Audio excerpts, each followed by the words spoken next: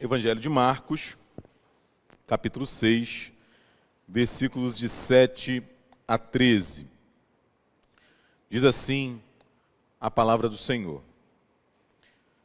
Chamou Jesus os 12 e passou a enviá-los de 2 a 2, dando-lhes autoridade sobre os espíritos imundos. Ordenou-lhes que nada levassem para o caminho, exceto um bordão, um cajado, algo para se apoiar ali na caminhada. Nem pão, nem alforge, uma bolsa, né? Nem dinheiro. Que fossem calçados de sandálias e não usassem 2 túnicas. E recomendou-lhes: quando entrardes em alguma casa, permanecei aí até vos retirardes do lugar.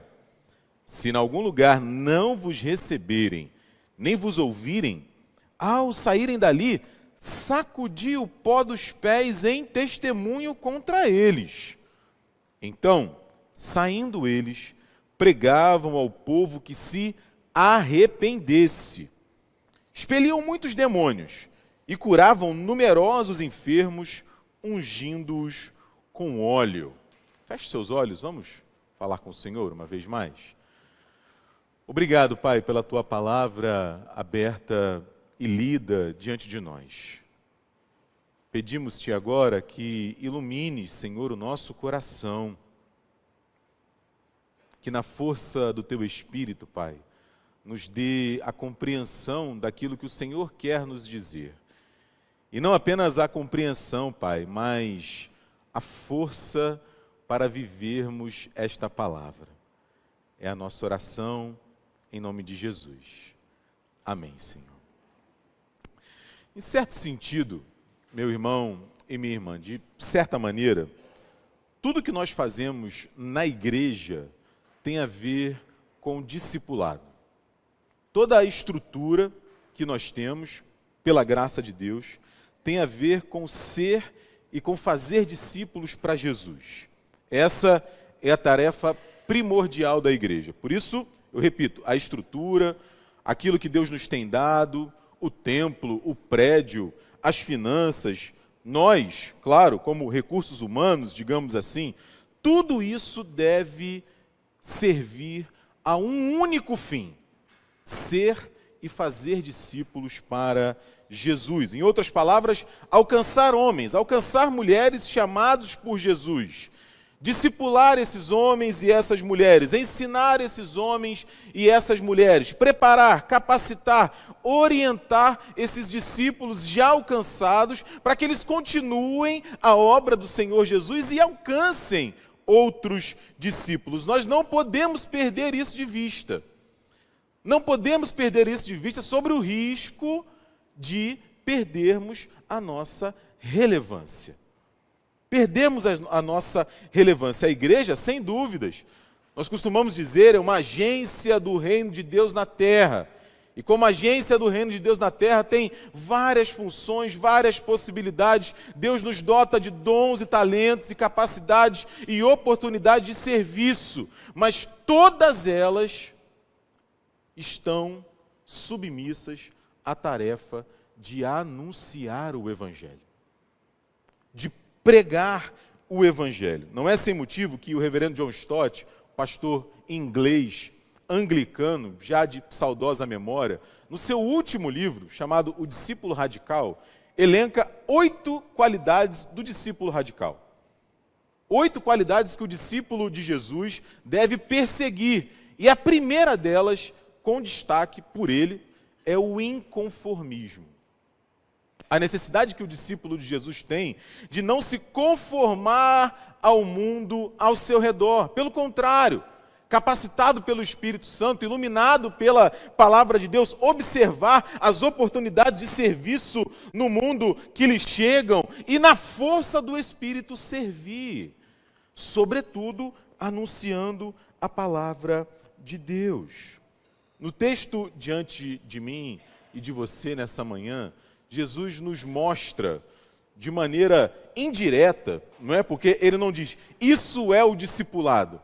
na maneira como ele lida com os discípulos, na forma como ele envia os discípulos, ele dá para a gente um norte do fundamento, das bases do discipulado cristão. E é um pouco sobre isso que eu quero conversar com você nessa manhã. Quando a gente fala de seguir a Jesus, quando a gente fala de fazer como Jesus fez, quando a gente fala de continuar a obra que Jesus iniciou e nos encarregou dela, do que nós estamos falando?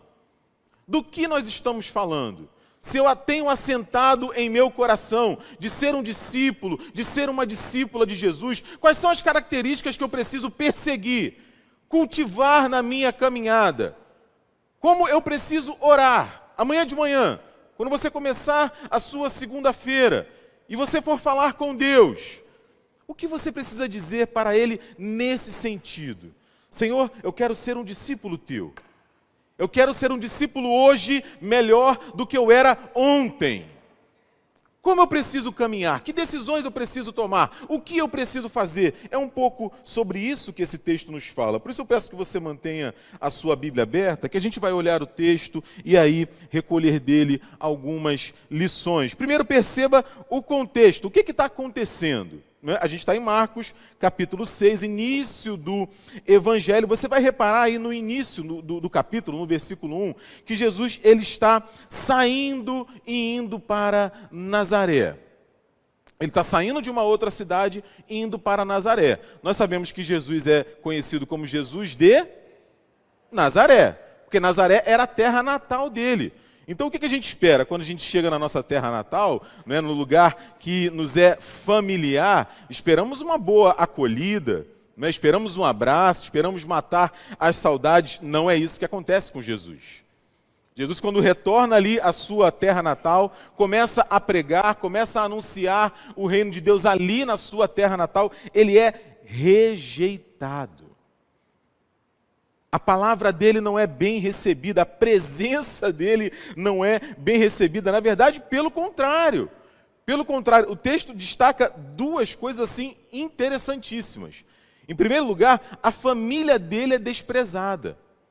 O pessoal começa a ouvir aquilo que ele está dizendo, falando do Evangelho, falando do reino de Deus, falando do seu amor, falando da pregação, e o pessoal começa a falar assim, mas peraí, esse rapaz aí não era o filho do carpinteiro?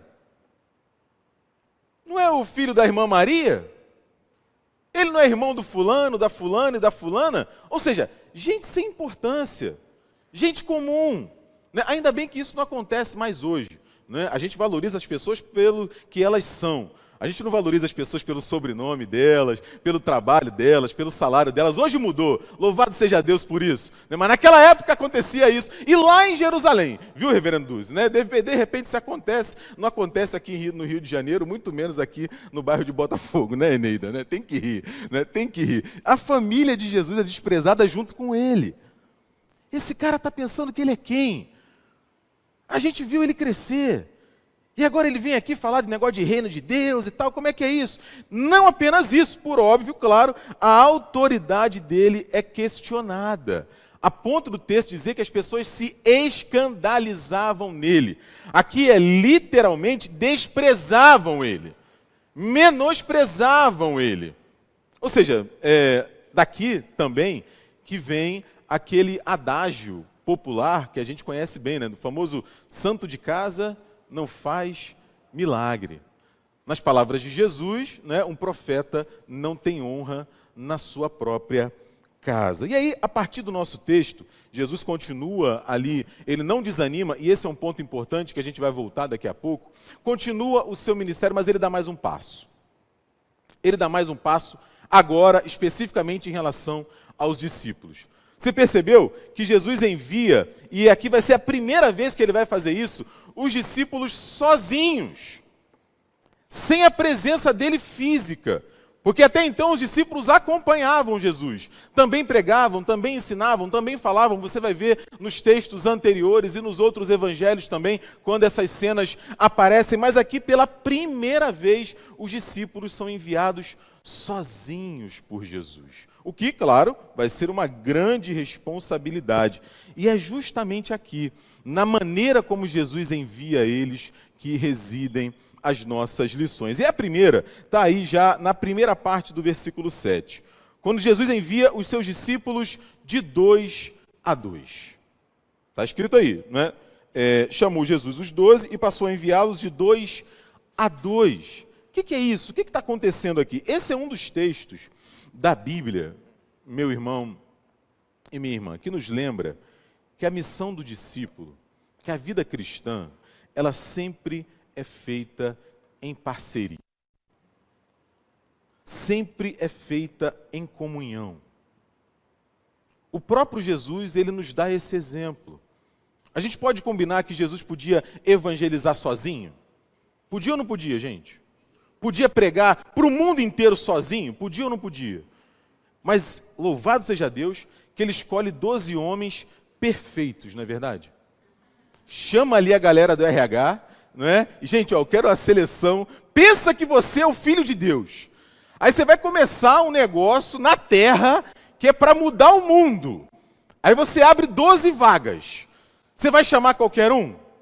Você vai fazer um processo seletivo brabo. Né? Se você tem uma empresa, seja ela do tamanho que for, você se preocupa com os seus funcionários. É ou não é verdade? Aí Jesus abre um processo seletivo e escolhe um cara fantástico como Pedro. Um cara centrado como Tomé. Um cara que não tem dúvidas, como Judas. Não é? Mas isso é uma conversa para um outro dia. O fato é que Jesus escolhe 12 homens para andar com ele, mesmo, claro, podendo fazer tudo sozinho. Nos dando um exemplo extraordinário de como a missão, de como a vida, ela é feita em comunidade, feita em parceria. E aí a gente já começa a refletir um pouco sobre a nossa própria vida.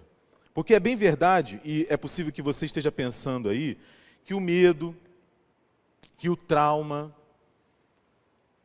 a traição, a mentira, a frustração, o engano que você já viveu eventualmente, tenta nos fazer andar sozinhos. Tenta nos fazer andar sozinhos. E aí eu volto para Jesus. Porque você vai perceber que Jesus é a opção que arrisca. É a opção que dá as mãos, que abre os braços, que se abre para a relação. Porque, Diego, poxa, Jesus chamou Judas e Judas traiu ele, né? E os outros 11 fizeram o quê? Um traiu, é verdade. Mas 11, mesmo naquele momento ali de dúvida, de medo, quando da crucificação, os outros 11 voltam e ficam com ele até o fim. E caminham com ele até o fim. Então, assim, 11 homens ficaram comprometidos com ele. E isso é porque eu estou considerando só os discípulos mais próximos, é claro. Jesus foi amealhando discípulos ao longo da caminhada. Por quê? Porque a vida cristã, meus irmãos, não deve ser solitária. Não deve ser solitária. A missão cristã não deve ser solitária. A nossa vida como um todo não deve ser solitária. A gente vai se lembrar, por exemplo, de um texto espetacular nesse sentido, que lamentavelmente, muitas vezes é interpretado de forma equivocada, simplista, reducionista. Quando o próprio Deus é quem atesta que não é bom que o homem esteja só. Ele não está se referindo ali apenas ao relacionamento conjugal, é claro que não. Duas das maiores figuras da fé cristã eram solteiras. Uma delas é o próprio Jesus Cristo. A segunda, pelo menos no tempo das suas cartas, no tempo da pregação, no tempo do seu apostolado, era o apóstolo Paulo. Parece que, às vezes, a solteirice é uma doença.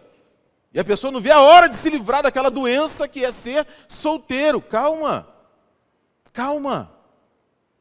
Mas o texto não está falando só disso. O texto está falando que nós fomos criados para a comunhão. Não é bom que o homem esteja só. O autor do Eclesiastes chega a dizer ali no capítulo 4, melhor é serem dois do que um. Porque se um cair, o outro levanta o companheiro, ai, porém, do que estiver só. E aí eu começo a perguntar para mim e para você, para a nossa reflexão, se é o nosso caso, por que a gente está insistindo em andar sozinho? Por que a gente está insistindo em imaginar que damos conta da realidade sozinhos, que não precisamos de ajuda, que não precisamos de um companheiro, de alguém para sentar, olhar nos olhos e conversar e abrir o coração? Pelo amor de Deus, gente. Não estou dizendo que você tem que acabar o culto, abrir o seu Facebook e abrir o seu coração no Facebook, pelo amor de Deus. Né? Pelo amor de Deus. Acho que eu já contei isso aqui para vocês. Eu tenho umas 10 ou 12 primas. E a gente, adolescente, há muitos anos atrás, uma delas vai e bota no Facebook: sozinha em busca de um grande amor. No Facebook, cara. Eu liguei para ela na hora. Falei: você tá maluca? Aí ela: por que, Diego? O que houve? Eu falei: você não tem noção de quanta gente ruim tem nesse mundo? Como é que você bota isso no Facebook? Tira isso, pelo amor de Deus, agora! Ah, Diego, eu não tinha pensado. É óbvio que eu não tinha pensado nisso, né? Senão teria colocado.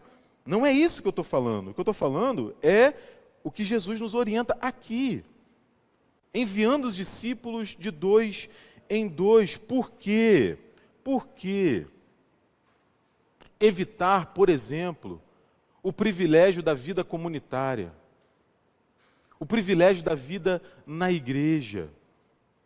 Quando a gente tem a oportunidade de, vindos de locais diferentes, com histórias diferentes, com manias diferentes, com gostos diferentes, com profissões diferentes, com visões de mundo diferentes, a gente sentar unidos em torno da palavra, unidos na força do Espírito Santo e concordar, discordar, corrigir, ser corrigido, aprender, avançar.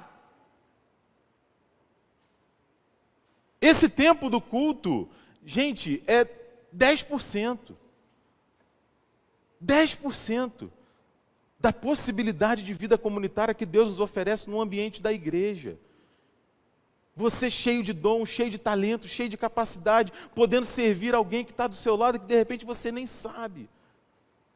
Por quê? Porque a missão cristã, a nossa vida é feita assim. E esse é um elemento do discipulado.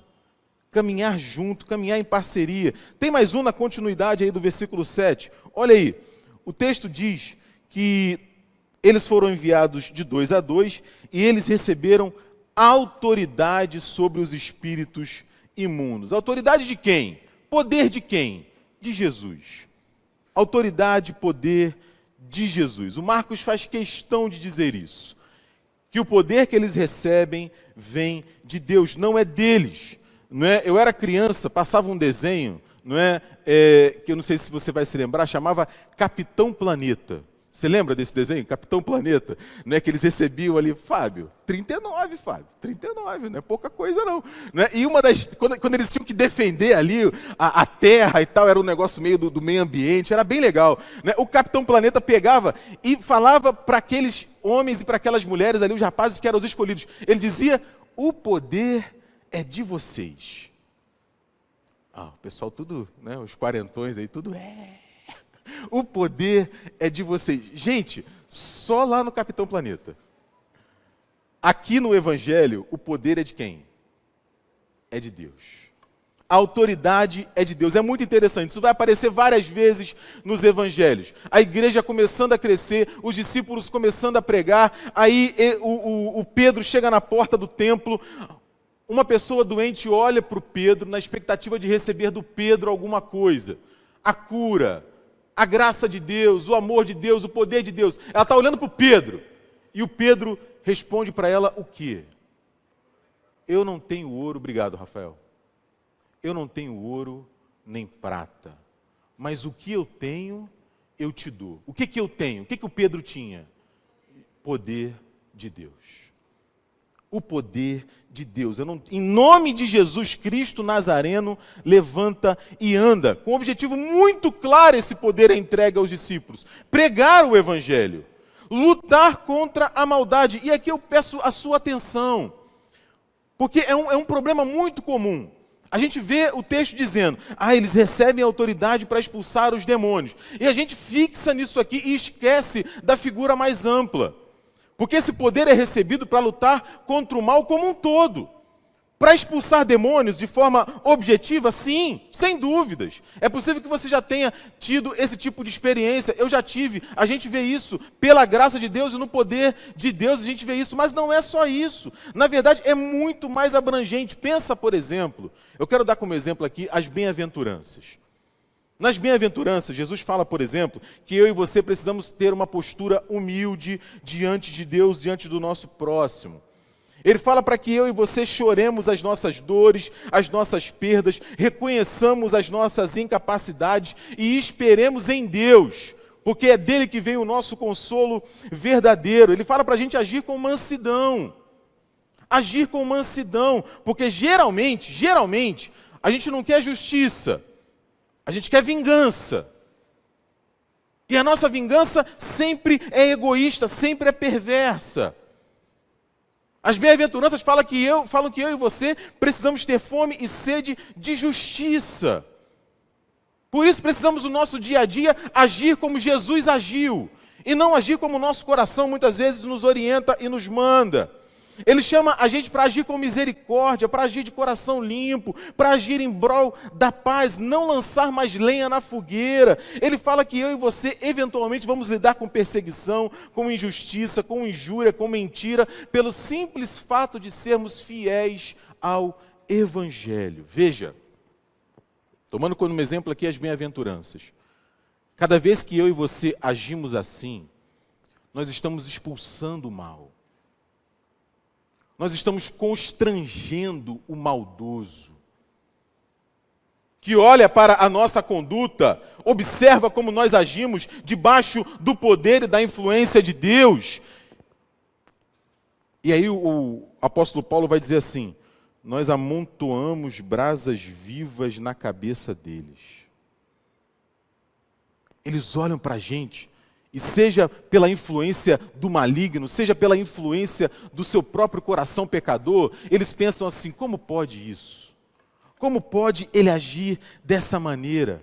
Como pode ela falar comigo dessa forma, mesmo eu fazendo o que eu tenho feito com ela, o que eu tenho feito com ele? Como pode isso?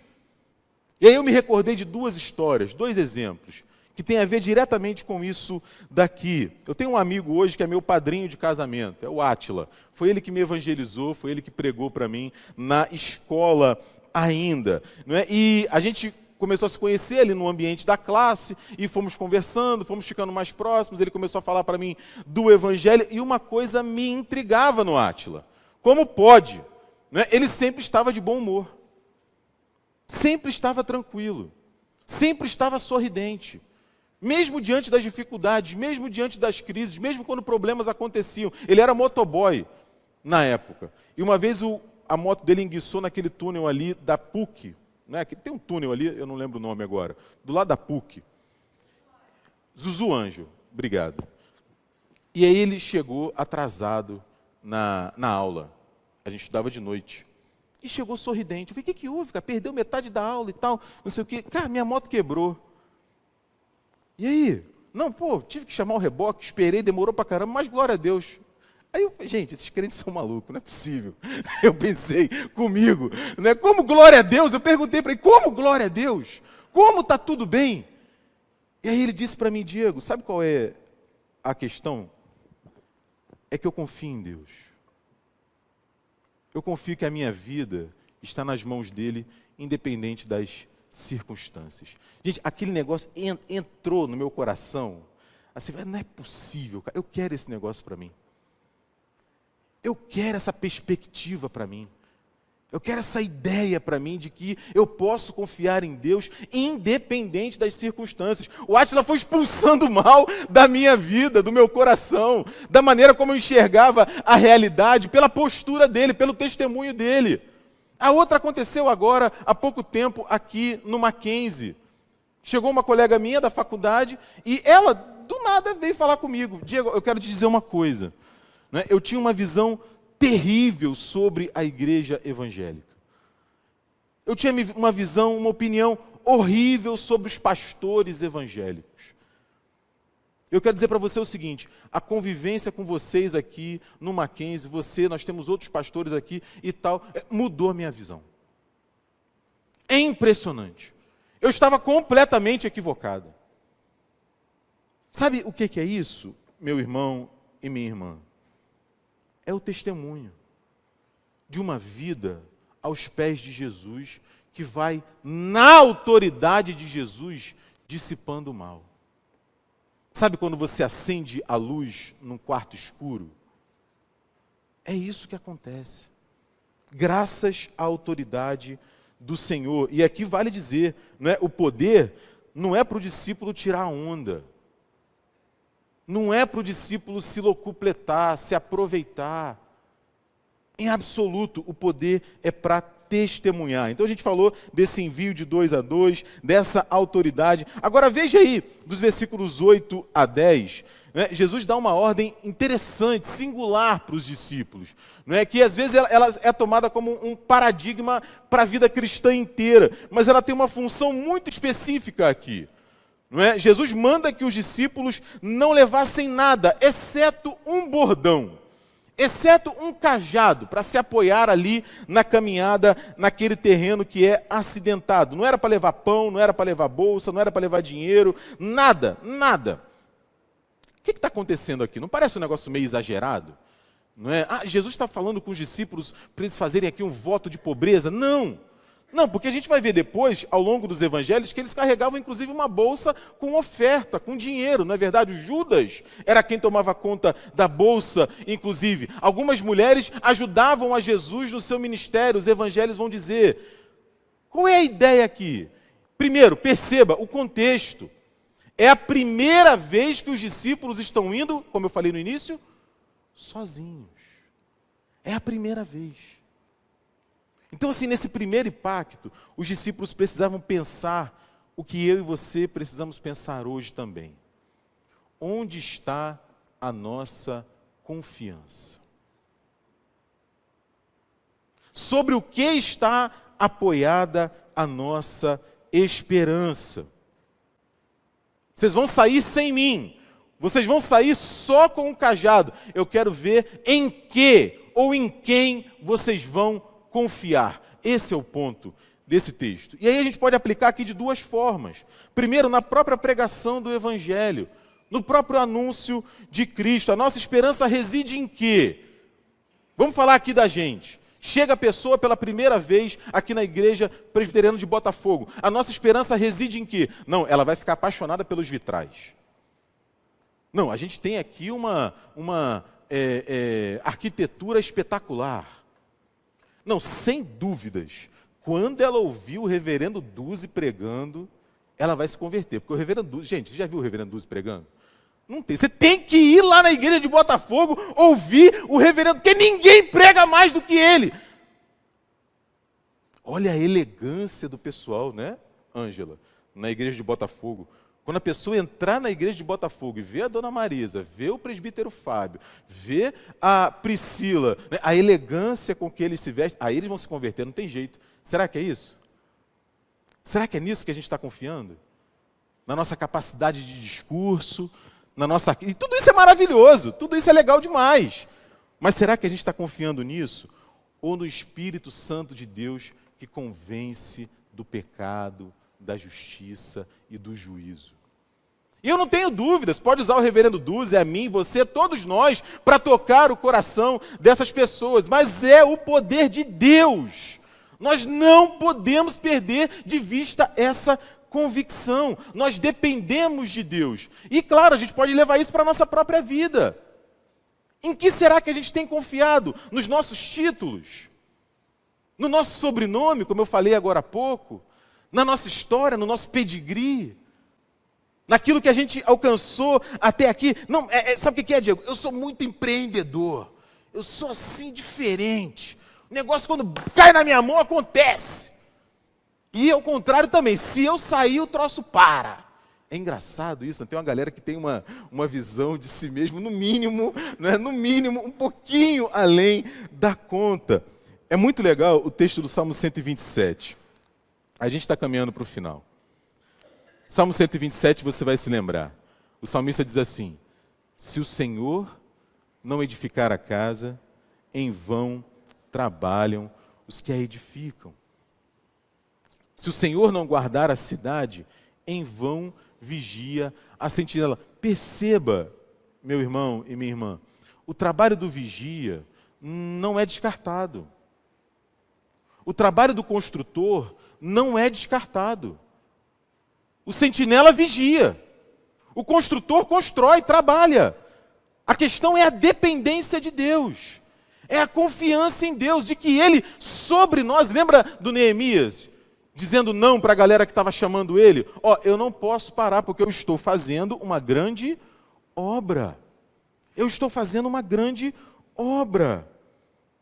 É o Senhor quem ilumina as nossas mentes, os nossos corações para acolherem o Evangelho. É o Senhor quem sustenta a sua igreja,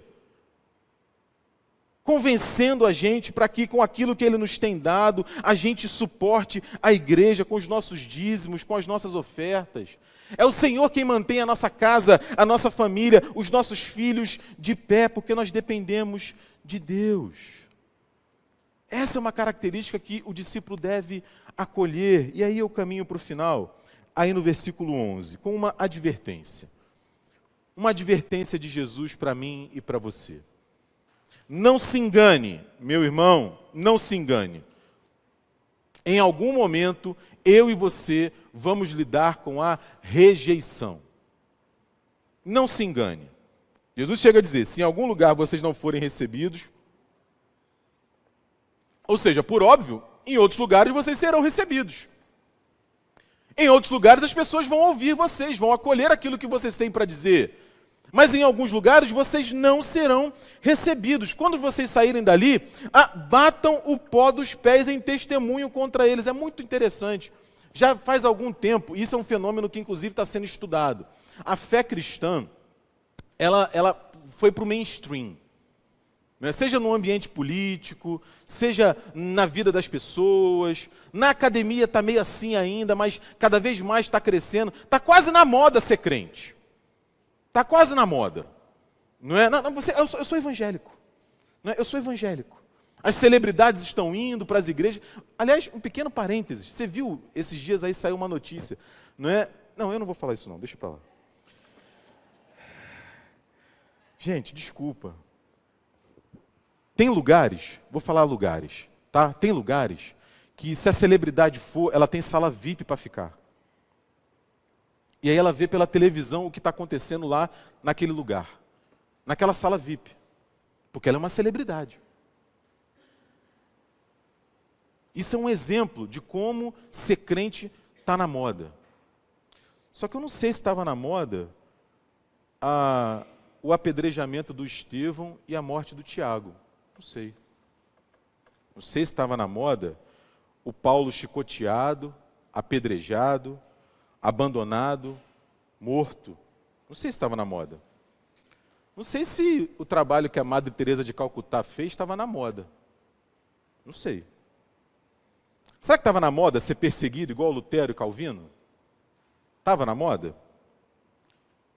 Será que ser enforcado 1 mês, 2 meses antes do fim da guerra acabar, como foi Dietrich Bonhoeffer, estava na moda?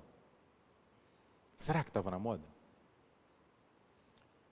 E ser pregado na cruz? Estava na moda? Então assim, meu irmão, não se engane. Não se engane. Em algum momento, eu e você vamos lidar com a rejeição. Pelo simples fato de abraçarmos o Evangelho. A Bíblia traz um exemplo extraordinário sobre isso que eu e você não podemos perder de perspectiva. Lembra de Samuel? O povo pede para Samuel o quê? Um rei. E ainda diz assim, um rei como tem as outras nações. Samuel não gosta, fica com raiva, toma as dores de Deus e quer defender a Deus, como a gente quer fazer muitas vezes. Aí Deus chama ele no cantinho do pensamento, eu gosto de pensar assim, né? Chama ele no cantinho do pensamento, Eneida, e fala assim, Samuel, baixa a bola. Eles não estão rejeitando você não, Samuel. Eles estão rejeitando a mim. Eles estão rejeitando a mim. O que está acontecendo aqui, e o que Jesus fala, é que bater esse pó do pé é um testemunho de ânimo. Olha só, vai acontecer, mas segue em frente. Vai acontecer, mas não desista, não se iluda. Eles vão responder pessoalmente pela decisão que eles tomaram, mas não desista de pregar o Evangelho, porque esse é o cerne da questão. É assim que o texto termina.